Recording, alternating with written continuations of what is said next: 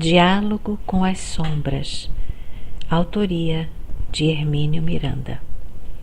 Continuação do capítulo 2. O religioso. É impressionante a elevada participação de transviados religiosos no trágico e doloroso desfile de espíritos em lamentável desequilíbrio nas sessões de desobsessão. Multidões de ex-prelados debatem-se no mundo póstumo em angústias e rancores inomináveis, que se arrastam às vezes pelos séculos. Apresentam-se quase sempre como zelosos trabalhadores do Cristo, empenhados na defesa da sua Igreja. São argutos, inteligentes, agressivos, violentos, orgulhosos, impiedosos e arrogantes. Parecem terem frequentado a mesma escola no além, pois costumam trazer os mesmos argumentos, a mesma teologia deformada com a qual justificam seus impulsos e sua tática. Têm os seus temas prediletos, como a cena da expulsão dos vendilhões do templo, que invocam como exemplo de que a violência é às vezes necessária e justificável, esquecendo-se deliberadamente das motivações daquele gesto, a vergonhosa comercialização das coisas sagradas e a indústria do sacrifício de pobres animais inocentes. O gesto não é gratuito, nem fica sem explicações. Ao mesmo tempo, escreve Mateus 21:13. Os instruía dizendo: não está escrito, minha casa será chamada casa de oração por todas as nações? Entretanto, fizestes dela um covil de ladrões. A esse comércio vil estavam associados os próprios sacerdotes. Muitos daqueles cambistas e negociantes não passavam de meros testas de ferro dos donos da verdade. E do dinheiro, Emmanuel informa em Paulo e Estevão que Zacarias, o protetor de Abigail, conseguiu, mediante influência de certo Alexandre, parente próximo de Ananás, incluir-se entre os negociantes privilegiados que podiam vender animais para os sacrifícios do templo. Os religiosos desorientados invocam também outras passagens bem escolhidas aos seus propósitos, como aquela em que o Cristo declara que não veio trazer a paz, mas a espada. Abre parênteses, Mateus 10:34. Fecha parênteses. Kardec tratou dessas questões no capítulo 23 de, abre aspas, o Evangelho segundo o Espiritismo, fecha aspas, ao qual deu o título de Estranha Moral. Ainda comentaremos tais problemas quando cuidarmos especificamente das técnicas e recursos sugeridos para o trabalho de desobsessão. O grande problema desses queridos companheiros desarvorados é o poder. Quase sempre exerceram nas organizações religiosas a que se filiaram, vida após vida, posições de mando e destaque. Estão acostumados a dominar os outros, não a si mesmos, pois tudo se permitem, desde que os objetivos que escolheram sejam alcançados. Constituem equipes imensas que se revezam na carne e no mundo espiritual, mantendo estreito intercâmbio, porque também se revezam no poder, aqui e lá, e por isso suas organizações sinistras e implacáveis parecem eternizar-se no comando de vastas massas humanas, encarnadas e desencarnadas. O intercâmbio à noite, quando se acham parcialmente libertos os encarnados, é intenso, Realizam-se reuniões para debate, estudo e planejamento.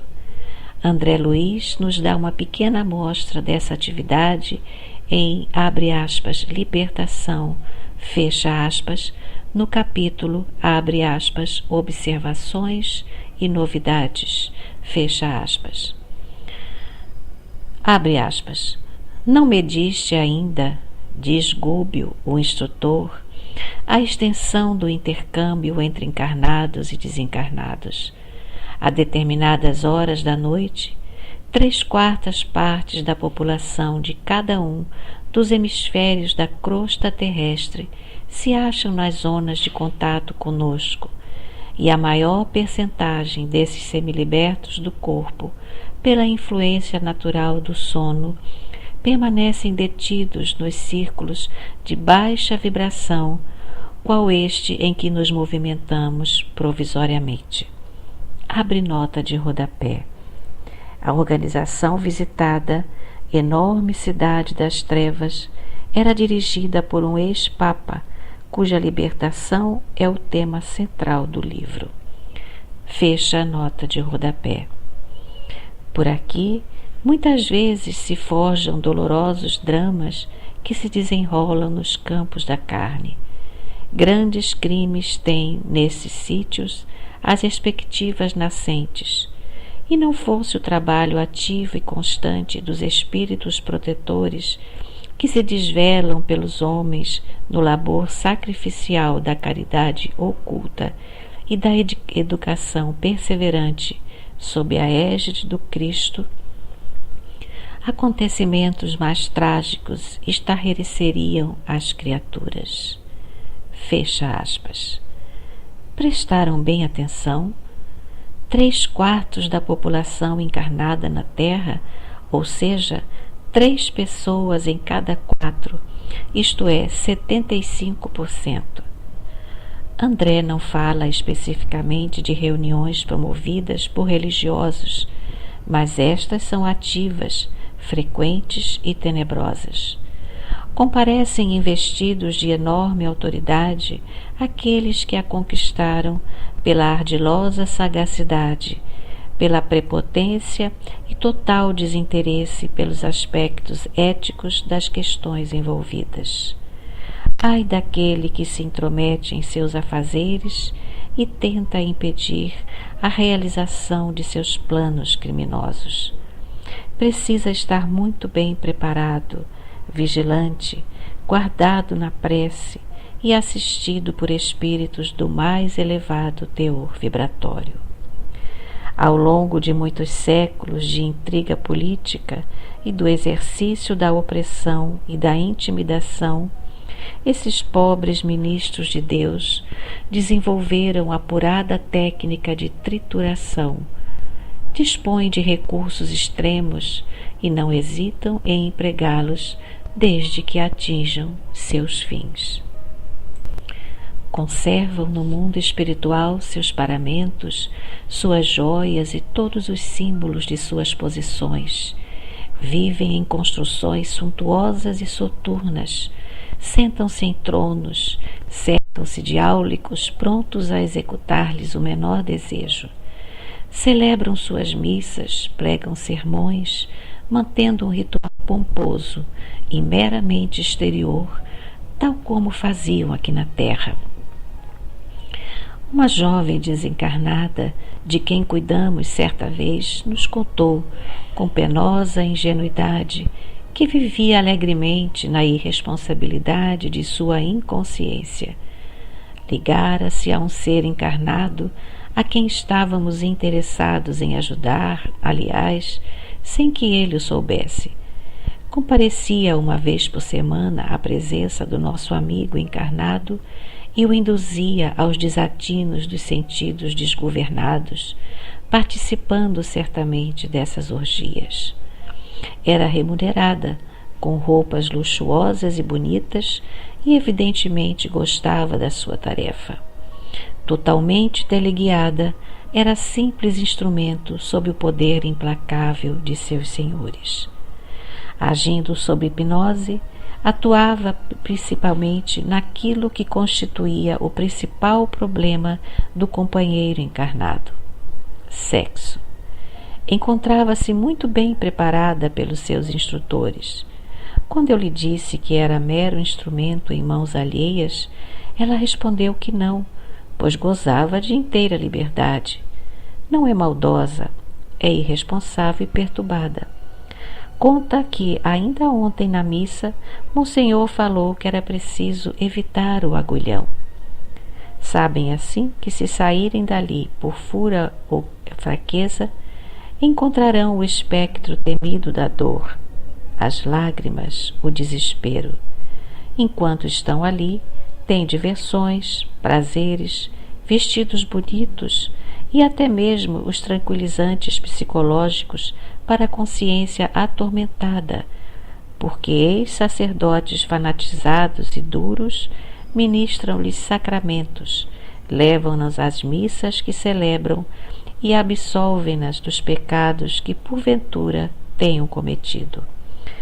É sem dúvida um plano maquiavélico com o qual ex-ministros de Deus conseguem manipular à vontade pobres inocentes úteis que lhes caem sob o poder.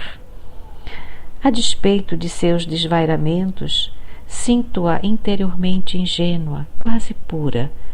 Poderia ser minha filha, digo-lhe, e ela responde que se eu fosse seu pai, ela não teria coragem de vir me ver. Aproveito o ensejo para dizer-lhe que, nesse caso, não anda fazendo boas coisas, como alega, o que parece impressioná-la. Neste ponto, ela me confessa que veio escondida. Eles não podem saber. Portanto, digo-lhe eu, você não tem liberdade, como disse. Mais um argumento que ela intimamente reconhece legítimo, mas prossegue, tagarelando inconsequentemente, para dizer que, quando eu vou lá, todas se escondem. Por fim, faço uma prece e ela se sente perdida, sem saber o que fazer. Vê uma jovem serena e bela que a chama, mas ela teme e hesita, acaba cedendo e parte com ela. Na sessão seguinte, compareceu um sacerdote. Tinha forte sotaque alemão e era o guia espiritual do nosso companheiro encarnado, então sob tratamento em nosso grupo. Viera em busca da filha que desaparecera, precisamente a moça da semana anterior. Pobre irmão desgovernado! Ignorava que ela estava sendo vergonhosamente explorada pela mesma organização a que ele servia. Dizia Paulo que tudo nos é lícito, mas nem tudo nos convém. Para estes irmãos religiosos transviados, tudo convém, seja lícito ou não, desde que os ajude a alcançar seus objetivos. E assim, misturam os conceitos de uma deformada teologia com os ritos da magia negra e com as técnicas da hipnose e da magnetização, realizando verdadeiras lavagens cerebrais, provocando pavorosas desfigurações perispirituais, desencadeando processos obsessivos penosíssimos. Uma das infelizes criaturas a que atendemos certa vez nos contou a seguinte história. Numa existência anterior, fora traída por uma mulher. Localizando esta agora em outra vida, não ficamos sabendo se casada com o seu antigo marido, atormentava-a livremente, com rancor e consciência tranquila, porque um sacerdote, seu amigo, a perdoava e a estimulava a prosseguir na sua deplorável tarefa. Há também entre eles os ex-inquisidores, ainda rancorosos, mais fanáticos do que nunca, mantêm os mesmos processos de tortura e de encarceramento em medonhas masmorras infectas. Quantos companheiros não socorremos, apavorados, roídos pelos ratos, enceguecidos pelas trevas, ainda sentindo as sensações de estrangulamento, carregando correntes imaginárias, com os olhos ou a língua arrancados, mortos à fome, tuberculosos, desmembrados, alienados, atoleimados, muitos sem condições sequer de chorar. Todo esse arsenal alucinante de opressão e miséria tem como suporte uma teologia que lhes é própria. Seus artífices não ignoram as verdades contidas na doutrina espírita, nem têm como negá-la diante do que sabem, mas justificam suas atrocidades com frases estereotipadas, sempre as mesmas, no fundo, embora variadas na forma. Sim, reconhecem, é verdadeira a doutrina da reencarnação, por exemplo. A Igreja a admite há muito tempo, dizem, mas conserva tais conhecimentos limitados a uma elite pensante, pois essas informações não devem ser transmitidas à massa popular. Um dia, quando conseguirem restaurar todo o poderio da Igreja, esses conhecimentos serão liberados e o Evangelho do Cristo será novamente pregado tal como é, ou seja, como eles entendem que seja. Um deles me declarou certa vez que existe pronta uma nova versão do Evangelho, cuidadosamente preparada para ser lançada no momento oportuno. Esse momento é sempre para ser lançada o mesmo, quando restabelecerem novamente o domínio total sobre a humanidade, tal como no passado, em que a honra concedida aos reis beijarem os pés dos papas. Enquanto isso, tramam, envolvem, planejam e executam com a cumplicidade de muitas fraquezas humanas próprias e alheias. É claro, pois, que o alvo de preferência de suas investidas é o Espiritismo, que muitos combateram em vida e que prosseguem combatendo com redobrado ardor quando se passam para o mundo póstumo. Os grupos espíritas de trabalho mediúnico interferem direta ou indiretamente em seus planos. Muitas vezes tais grupos se envolvem em autênticos vespeiros ao tentarem ajudar companheiros encarnados ou desencarnados sob o guante de terríveis obsessões. É que, em não poucas oportunidades, os obsidiados são peças importantes no complexo jogo de xadrez das sombras. Verdadeiras batalhas travam-se em torno de determinadas figuras humanas, e os grupos que intentam salvá-las das suas aflições precisam estar realmente bem preparados, ou serão impiedosamente esmagados pela agressividade dos poderosos dirigentes das trevas.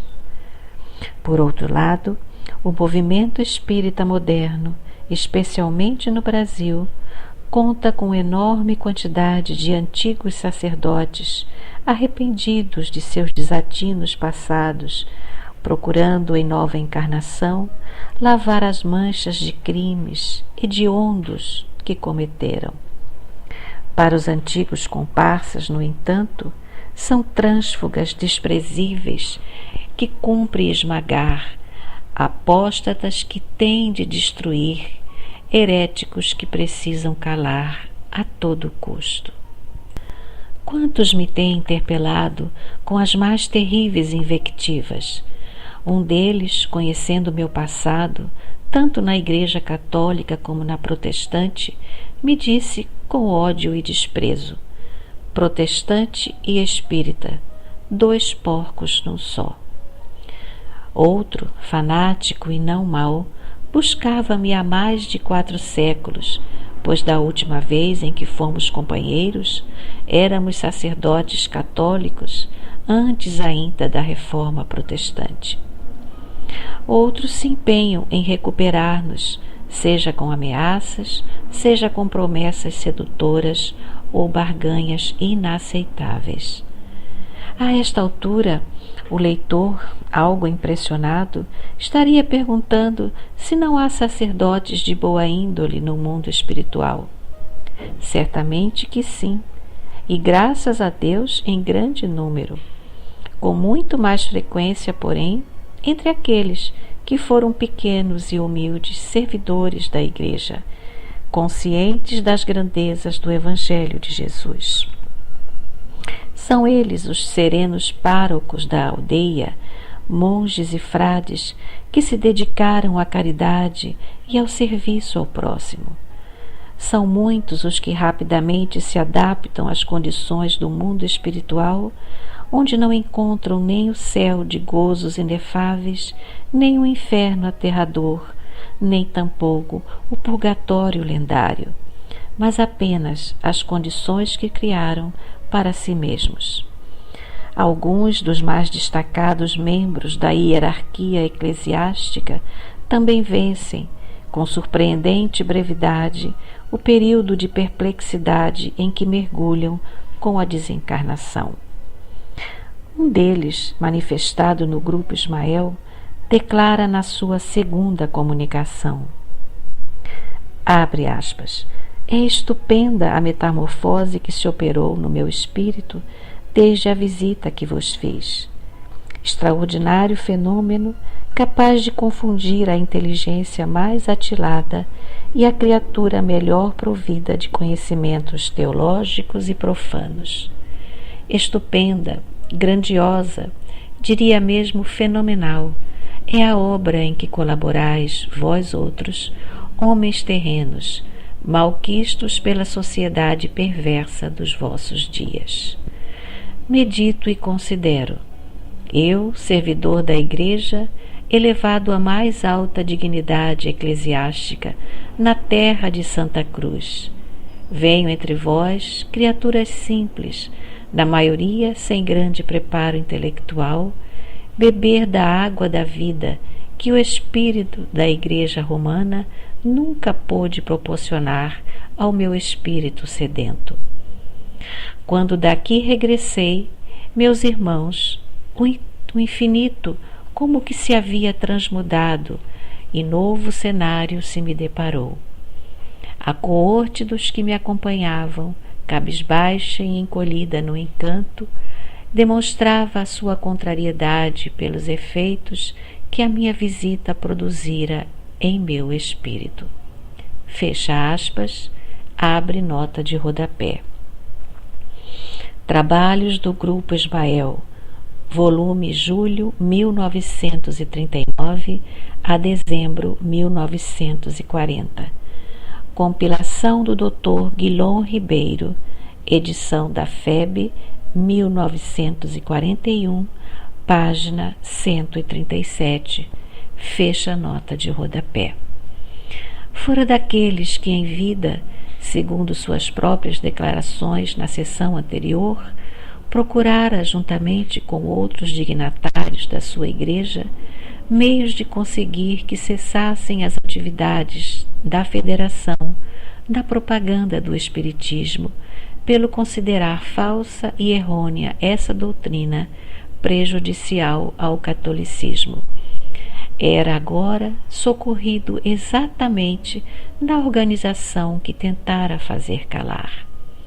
Note-se também, em sua comunicação, a referência à coorte dos que o seguiam e ao desapontamento em que ficaram ao ver o bravo cardeal render-se espontaneamente àqueles que todos consideravam como adversários que não mereciam piedade nem consideração. De outro cardeal desencarnado, ouvi certa vez a lamentosa queixa do arrependimento, não pelo combate ao espiritismo, mas pelo que deixara de fazer de bom, quando dispunha de tantos recursos e poderes, em virtude do íntimo conhecimento dos bastidores políticos da Igreja. Comovente, porém, são as pequenas manifestações anônimas em serviços preciosos de que somente tomamos conhecimento por via indireta. Um dos poderosos príncipes da Igreja, impetuoso e arrogante, que nos tratava com superior condescendência, foi acolhido por um velho e humílimo criado de quarto que o servira nos seus dias de glória.